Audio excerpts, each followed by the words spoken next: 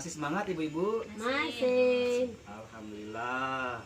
Mudah-mudahan dari ibu-ibu tetap semangat ya. Ya. Walaupun tadi baru selesai menyelesaikan tugas yang diberikan. Nah, jadi ibu-ibu kita akan mencoba apa namanya membahas apa yang tadi sudah disampaikan, apa yang tadi sudah didengarkan melalui cerita tentang kasus Tasripin ini.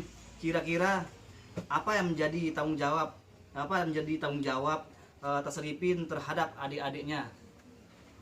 Tanggung jawabnya dia untuk membesarkan adik-adiknya, menafkahi adik-adiknya sampai dia rela untuk pergi mencangkul ke sawah. Ya, bagus. Wah. Terus Ibu Uyun? Sebelum pergi ke sawah untuk mencari uang, dia masak dulu, mencuci dulu untuk menyiapkan makanan untuk adik-adiknya. Baik, terima kasih ibu-ibu ya, luar biasa jawaban ibu-ibu ya. Jadi beban dan tanggung jawab yang dilakoni oleh Tasripin ini sangat-sangat tidak baik, sangat tidak etis karena apa? Karena dengan usianya Tasripin ini yang masih sangat-sangat minim, yaitu 12 tahun, sangat tidak memungkinkan untuk mengurus ataupun menghidupi adik-adiknya gitu.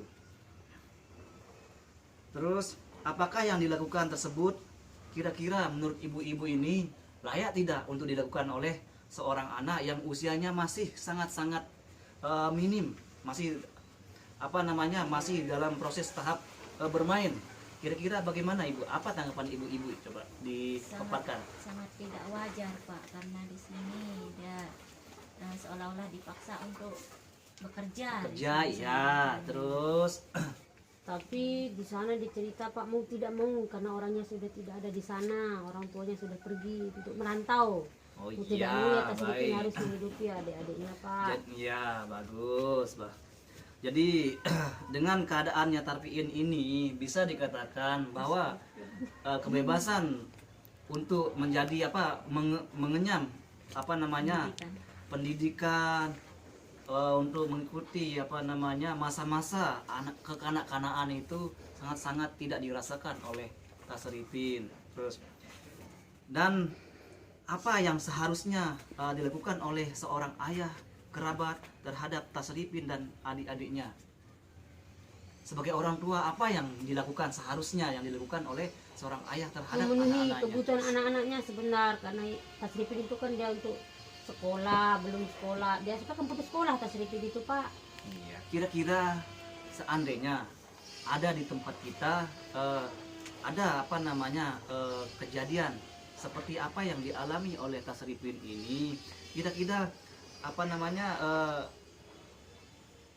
tugas kita sebagai seorang kerabat bagaimana untuk kita bisa menyikapi apa yang dirasakan, apa yang dijalani oleh Tasripin ini? Mungkin dengan kita sebagai tetangga mungkin ya Pak, kita kerabat, kita harus mengasihi tahu orang tuanya agar dipedulikan anaknya untuk melanjutkan sekolahnya. Baik.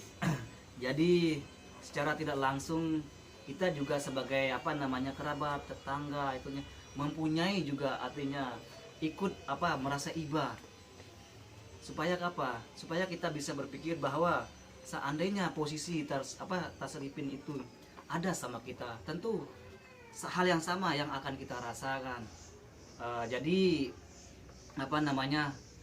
harus kita bisa menyimpulkan menilai bahwa apa yang dilakukan oleh anak Tasripin ini terhadap adik-adiknya untuk melengkapi kebutuhan adik-adiknya sangat-sangat dirasa memang tidak wajar Ibu Gigi. Jadi untuk selanjutnya nanti akan dilanjutkan oleh teman saya. Terima kasih ya.